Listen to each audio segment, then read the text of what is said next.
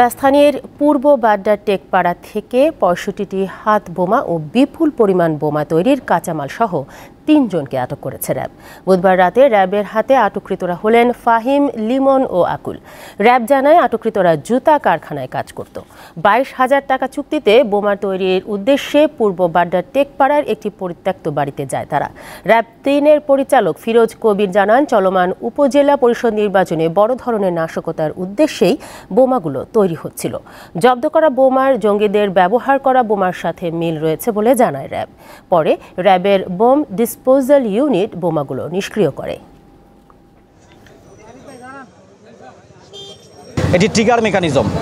আমাদের আরজেস 72 যে গ্রেনেড, সেই গ্রেনেড যেই সিস্টেম, ঠিক একই সিস্টেমে রিং খুললে এটি মূলত হাওয়াতে বাস্ট হওয়ার মতো একটা ক্ষমতা রাখে। লিডারদের ব্যাপারে আমি বলেছি যে আমরা দুইজনের নাম পেয়েছি, সজীব এবং মাসুম।